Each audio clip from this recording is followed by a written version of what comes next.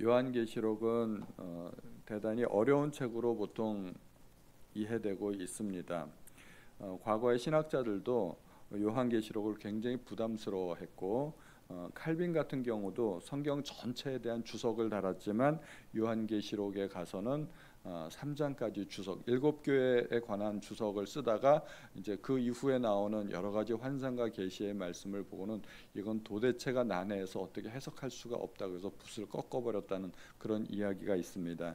그래서 칼빈의 주석은 요한계시록만이 빠져 있죠. 그만큼 요한계시록은 굉장히 난해하고 어려운 이야기들이 많이 있습니다. 이 이야기가 어려운 이야기가 되는 여러 가지 원인들이 있는데 아직 이루어져 있지 않기 때문입니다. 명백하게 우리의 과거에 대해서는 잘 알 수 있지 않습니까? 과거의 역사는 어떻게든 해석을 하고 이건 이렇게 이루어졌다고 다 알 수가 있는데 미래의 사건은 어떻게 될지 모르는 것이기 때문에 이게 도대체 무슨 이야기인가 하고 어려운 부분이 있습니다. 또 여러 가지 어려운 부분 중에 하나가 여러 가지 환상과 여러 가지 비유적인 표현이 사용되었기 때문에 어려운 부분이 있습니다. 그러나 이해하지 못하게끔 암호로 이렇게 덮어둔 것만은 아닙니다. 분명히 요한계시록 하나님께서 초대교회 성도들과 우리에게 주신 것이 분명하기 때문에 우리가 차근차근 읽어나가고 그리고 또 여러 유명한 주석가들의 해석을 듣다 보면 이 요한계시록은 그렇게 어렵지 않게 풀릴 수도 있습니다. 다만 아직까지도 여러 가지 해석이 존재하는 것은 분명합니다. 그러나 그 해석들이 우리에게 그렇게 어려운 것도 아니고 그 중에 우리가 한두 가지만 선택하면 되는 것이므로 우리가 차근차근 읽어보면 좋겠습니다. 요한계시록을 이해하는 가장 쉬운 방법 중에 하나가 도대체 요한계시록은 문학 작품 중에 어떤 장르에 속하는가 이것을 이해하면 됩니다. 이것을 이해하면은 요한계시록을 이해하는데 그렇게 어렵지 않다는 것입니다. 첫 번째 요한계시록은 바울 서신서와 마찬가지로 요한이 기록한 서신서라는 것입니다. 이건 분명히 편지입니다. 4절에 보니까 요한은 아시아에 있는 7교회에 편지하노니 하고서 편지라는 단어가 나오지 않습니까? 그러므로 요한계시록은 이 전체가 편지의 형식을 띠고 있지는 않지만 그러나 분명한 편지입니다. 7교회들에게 각각 보내는 편지이고 회람하도록 되어 있었습니다. 편지라면 특징이 있죠. 그 편지를 받는 수신자들의 당면 과제가 있었고 그것들에 대한 해답과 또한 그들의 공통된 관심사에 대한 이야기가 될 수 있습니다. 즉 이것은 첫 번째로 현실에 관한 이야기라는 것입니다. 1세기 기독교인들 특히 소아시아에 있었던 7교회들이 당면하고 있는 그들의 현실적인 문제를 다루고 있다는 것입니다. 구약의 선지서들을 보면 선지서가 예언서라고 불리기는 하지만 선지서 내용의 대부분들은 그들이 겪고 있는 현재 상황에 대한 이야기가 많습니다. 그들의 신앙적 타락에 대한 경고 그리고 회개의 촉구, 임박한 심판 등에 대한 이야기입니다. 구약의 선지서들을 읽어봐도 미래에 대한 이야기가 별로 없고 대부분 현재에 관한 이야기라는 것입니다. 요한계시록도 마찬가지입니다. 소아시아 7교회들의 당면 과제를 다루고 있습니다. 성경에 나타난 서신서들은 대부분 그들의 문제들을 다루고 있습니다. 고린도서는 고린도 교회가 당면한 문제, 교회의 분열이라든가 아니면 음란의 문제라든가 이런 그들이 겪고 있는 여러 가지 잘못된 상황에 대해서 책망도 하고 있고 또 고린도 성도들이 질문한 것들이 있어요. 그 질문에 대해서 해답을 주기 위해서 바울이 고린도 전후서를 쓰게 되었습니다. 예를 들면 또 갈라디아서 같은 경우는 율법의 문제를 다루고 있습니다. 거짓 교사들이 와서 율법도 지켜야 구원을 받는다 했기 때문에 갈라디아서를 쓸 때는 그들의 현재적인 문제를 해결하기 위해서 편지를 쓴 것입니다. 마찬가지로 소아시아 7교회들도 문제들이 있었습니다. 그래서 7교회 중에 6교회들이 문제가 다 있었고 그 문제들을 책망하기 위해서 이 편지를 쓰는 것입니다. 그러나 문제가 없는 교회도 있었는데 잘한 것은 또 잘했다고 칭찬하며 격려해야 되지 않겠습니까? 그러므로 문제를 책망하고 잘한 것들은 칭찬하기 위해서 이 편지를 쓰게 되는 것입니다. 그러나 그들이 겪고 있는 그러한 문제나 잘한 것들에 대한 칭찬은 개교회의 문제들이지만, 그러나 그들이 공통적으로 가지고 있는 한 가지 큰 문제가 있었습니다. 그것은 박해와 고난이라는 것입니다. 이것이 시작된 이유는 네로 시대에 있었던 로마의 대화재였습니다. 로마 시대에 엄청난 화재가 있었는데, 로마는 오늘날 대한민국의 서울에 각 구로 나누어져 있듯이 14개 구로 나누어져 있었는데, 그 중에 9개 구가 거의 전소되다시피 다 타버렸습니다. 로마 시대의 건물들은 목조 건물로 촘촘히 지어져 있었기 때문에 한번 불 붙으면 엄청나게 삽시간에 빠른 속도로 다 타버리는 것이죠. 그런데 한간의 소문에 의하면 네로가 불을 질렀다, 시를 짓기 위해서, 시상을 떠올리기 위해서 불을 질렀다, 그런 말도 있었는데, 하여튼간 정확한 사건은 알 수 없지만 그렇게 불이 나면서 로마 시민들의 민심이 흉흉해졌습니다. 시민들의 마음이 흉흉해지면 사람들은 대부분 이것을 가지고 정부를 탓하고 욕하게 됩니다.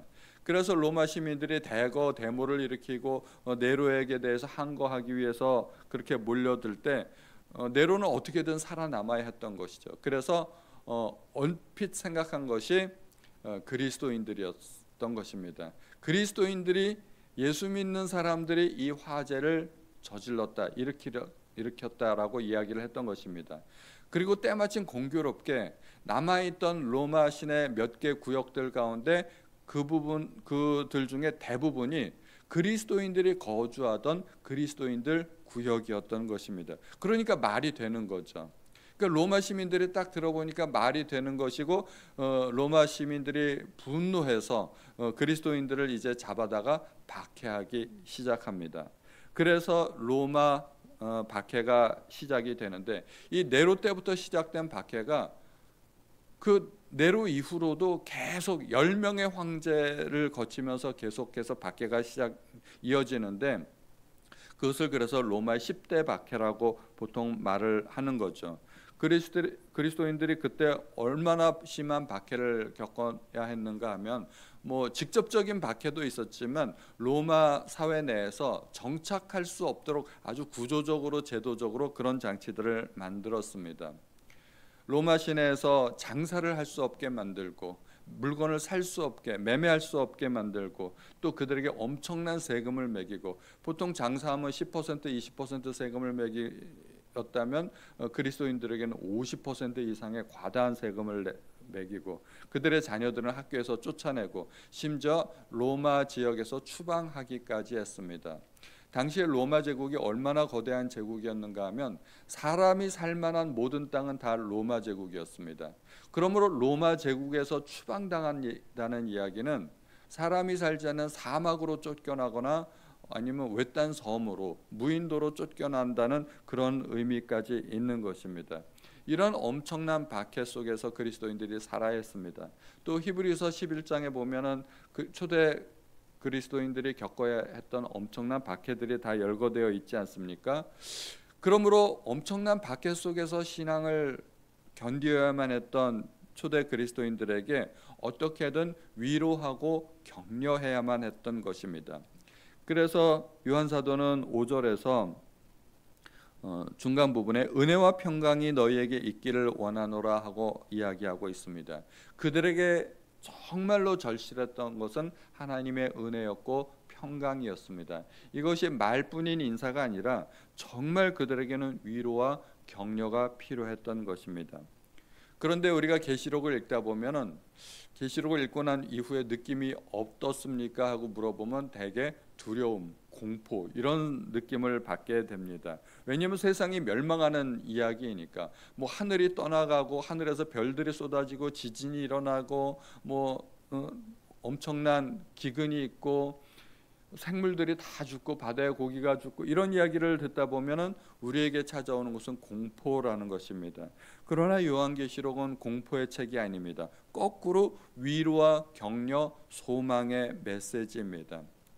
이 요한계시록은 하나님께서 사탄과 세상에 만연한 악을 어떻게 심판하시는지를 우리에게 보여주는 책입니다. 그러므로 우리는 어쩌면 공포심을 느낄지 모르지만 초대 그리스도인들이 요한계시록을 읽었을 때는 세상이 이렇게 끝나는구나 그러면서 위로받고 소망을 받았다는 것입니다. 특별히 그리스도에 대해서 소개할 때 그리스도는 어떠한 분이신가? 4절에 보면 요한은 아시아에 있는 7교회에 편지하노니 이제도 계시고 전에도 계셨고 장차 오실이라고 표현하고 있습니다. 그리고 마지막도 그렇죠. 8절 후반절에 이제도 있고 전에도 있었고 장차 올 자요 전능한 자라 하시더라. 그리스도는 지금도 여전히 계신 분, 그분은 과거부터 있었던 분이고 앞으로도 이 땅에 오실 분이라는 것입니다. 하나님은 애굽을 징벌하시고 또 홍해를 가르시고 바로에게 엄청난 그런 징계를 내리셨습니다. 그 하나님이 과연 지금도 여전히 존재하시는가? 그리스도인들은 하나님에 대한 회의를 느꼈을 것입니다. 바다를 가르시던 그 하나님이 지금은 시냇물조차 가르지 않는 그러한 하나님으로 나타나고 있는 것 같은데 그 하나님의 능력이 어디로 갔는가?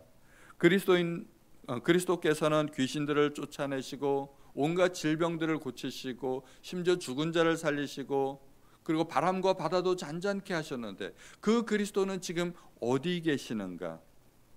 그리스도께서 부활하셨다고 하는데 그 부활하신 그리스도는 어디 계시는가? 이런 것에 대한 회의가 있었을 것입니다. 왜 하나님은 우리와 함께 하시지 않는가? 당신의 백성들이 이토록 극심한 고난을 겪는데 그 하나님은 왜 우리를 돌보시지 않는가? 그런 것에 대해서 하나님은 지금 우리와 함께 계시다는 메시지를 주고 있습니다. 이제도 있고, 원래 시간을 표현하려면 보통 과거, 현재, 미래 이렇게 표현을 하지 않습니까? 과거, 현재, 미래 시간 순으로 표현을 하는데 여기에 보면 현재, 과거, 미래 이게 좀 시간 순으로 안 맞는 것 같은데 이제가 강조되는 것입니다. 현재를 강조하기 위해서 맨 앞에 썼습니다. 그리스도는 지금 보이지 않지만 우리와 함께 계시다는 것입니다. 우리가 에스더서를 묵상하면서 지금 우리와 함께 계시는 하나님에 대해서 나누지 않았습니까? 그리스도는 지금 우리와 함께 계시다는 메시지를 전하고 있습니다. 그 그리스도는 전능하신 하나님으로 표현하고 있습니다. 맨 마지막에 전능한 자라 하시더라. 그리스도는 전능하신 분이십니다. 신약에서 이 전능이란 단어가 몇 번 쓰였을까요?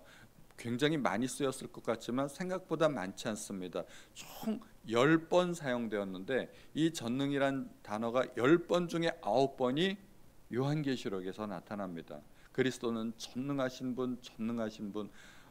지금 비록 잠잠케 계신 것 같지만 그러나 그 그리스도는 전능한 능력을 가지신 그분이 분명하다는 것입니다. 전능하신데 반드시 오신다는 것, 곧 오신다는 메시지를 전하고 있습니다. 또한 이 요한계시록은 편지일 뿐만이 아니라 미래의 일을 알려주는 부분이 분명히 있습니다. 그래서 1절에 보면 반드시 속히 일어날 일들을 그 종들에게 보이시겠다고 말씀하시고 있습니다. 요한계시록에서는 반드시 일어날 일, 그것도 먼 장래가 아니라 곧 속히 일어날 일들을 알려주기 위해서 이 편지를 썼습니다. 그러므로 계시록은 현재의 일뿐만 아니라 미래의 사건과 관련되고 미래의 메시지는 소망을 주기 위한 것입니다. 미래의 메시지라는 것이 무엇이겠습니까? 그리스도께서 다시 오신다는 것입니다. 그리고 로마는 멸망한다는 이야기입니다. 그런데 로마의 박해를 받으면서 로마의 멸망을 직설적으로 표현할 수가 없는 것이죠. 그래서 여러 가지의 환상과 비유와 암호와 같은 숫자로 메시지를 전하게 됩니다. 그것을 묵시라고 부르게 됩니다. 1절에 보면 예수 그리스도의 계시라 말을 하고 있는데 이 계시라는 단어가 묵시라는 말로 번역이 되기도 합니다. 계시, 묵시 다 같은 것입니다. 특히 묵시 문학은 아무 때나 이렇게 발전하는 문학이 아닙니다. 압제받는 상황에서 발생하는 것이 그 묵시문학적 기법입니다. 빼앗긴들에도 봄은 오는가, 유명한 구절이죠. 여기서 말하는 봄은 실제 봄이 아니라 해방을 의미하는 것이죠. 식민지 백성들에게 적당한 표현입니다. 로마의 학정으로부터 고통받는 그리스도인들에게 로마는 결국은 무너질 것이라는 소망의 메시지, 그것은 감추어진 언어로 표현되어야만 했습니다. 당모가지를 비틀어도 새벽은 온다는 표현이 있는데, 어떠한 억압과 압제 속에서도 정의의 날은 반드시 오게 되어 있다는 그런 의미를 함축하고 있습니다. 그래서 요한계시록을 읽다 보면은 자주 등장하는 바벨론이라는 나라가 있는데, 벌써 오래전에 멸망한 나라인데 왜 바벨론이 다시 등장할까요? 이 바벨론은 로마를 상징합니다. 그리고 성경에 등장하는 난해한 숫자, 특히 666, 이것은 네로 황제의 이름의 숫자 값입니다. 그 유대인들은 히브리어에는 여러 가지 그 알파벳마다 숫자 값이 정해져 있어서 네로를 그 숫자 알파벳을 다 더하면 그것이 666이 되는 것입니다. 이게 로마 사람들이 계시록을 읽어보면 이해가 되지 않고, 우리도 읽어보면 이해가 되지 않지만 1세기 그리스도인들이 읽어보면 이거는 딱 아는 내용입니다. 우리가 편지를 보낼 때 상대방이 이해할 수 있도록 편지를 보내야 되지 않습니까? 상대방은 이해하면서 다른 사람들은 모르게, 이게 바로 묵시문학의 대표적인 기법입니다. 특히 요한계시록은 구약에서 대부분 인용되는 것들입니다. 하나님께서 세상을 심판하시는 내용은 대부분 과거에 바로와 애굽에 내려졌던 심판과 똑같습니다. 그리고 요한계시록 전체 구절이 404구절이라고 하는데요, 그 중에 직간접적으로 구약이 인용된 구절이 278구절. 이거 이제 통계마다 조금씩 다르기는 한데 전체 내용의 70%가 구약 성경과 똑같다는 것입니다. 그러므로 구약 성경을 먼저 잘 알아야 합니다. 구약은 암호 해독기와 같습니다. 그리스도인들은 그 해독기를 이미 갖고 있는 것이죠. 그래서 어떠한 암호로 보내줘도 그리스도인들은 그 암호 해독기를 가지고 그 내용을 충분히 이해할 수 있었던 것입니다. 구약의 내용을 충분히 이해하고 있는, 게다가 극심한 박해 속에 있는 그리스도인들에게는 이 요한계시록이 그렇게 어려운 내용은 아니었다는 것입니다. 그럼 이제 우리는 어떻게 이 요한계시록을 이해해야 하는가? 이 3절의 말씀이 우리에게 핵심 구절이 될 수 있습니다. 이 예언의 말씀을 읽는 자와 듣는 자와 그 가운데 기록한 것을 지키는 자는 복이 있나니 때가 가까움이라. 때가 가까워오고 있다고 합니다. 종말의 때입니다. 이 종말은 언제부터 종말일까요? 그리스도께서 재림하시던 그 순간, 그 승천하시던 그때부터 재림하실 그때까지가 종말의 기간입니다. 그러므로 사도들이 살았던 시대, 그리고 우리가 살고 있는 시대 모두가 종말의 때입니다. 이 종말의 때에는 예언의 말씀을 읽고 듣고 그 가운데 있는 것을 지켜야 된다는 것입니다. 한마디로 신앙을 포기하지 말자는 것입니다. 아무리 어려운 상황이 와도, 지금 대한민국도 그렇게 만만치 않은 상황 아니겠습니까? 갑자기 은행권 대출 규제가 나타나고 그래가지고 일단 현찰이 급한 우리 서민들이 많이 있는데 당장 발등에 불 끄기가 어렵게 생겼습니다. 그래가지고 여러 가지 곤란한 상황이 있지만 이런 모든 상황들이 우리에게 어려움으로 닥칠 때 우리는 신앙을 지키고 하나님만을 믿어야 된다는 것입니다. 예전에 제가 아주 즐겨 불렸던 복음성가가 하나 있습니다. 죄 많은 이 세상은 내 집안이네, 내 모든 보화는 저 하늘에 있네, 저 천국문을 열고 나를 부르네, 나는 이 세상에 정들 수 없도다. 오 주님 같은 친구 없도다. 저 천국 없으면 난 어떻게 하나. 저 천국문을 열고 나를 부르네, 나는 이 세상에 정들 수 없도다. 이 세상은 우리 모든 성도님들이 잠시 거쳐가는 나그네 길에 불과합니다. 우리의 참된 소망은 하늘에 있어야 됩니다. 우리의 소망이 하늘에 있다는 것은 주님의 재림을 기대하는 것입니다. 구약의 성도들이 언젠가 이 땅에 오실 메시아를 기대하고 살았고 그것이 그들의 믿음이었다면 우리는 다시 오실 메시아를 기다리며 사는 것이 우리의 믿음이 될 것입니다. 우리가 이 땅에 우리의 영원한 소망을 두지 않아야 됩니다.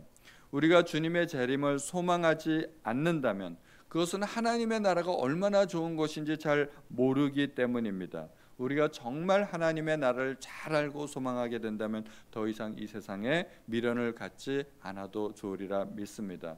오늘도 하나님의 나라를 사모하시는 우리 모든 성도님들의 기대가 언젠가는 이루어질 소망을 갖고 이 세상을 살아가시는 모든 성도님들 되시기를 주님의 이름으로 축원드립니다.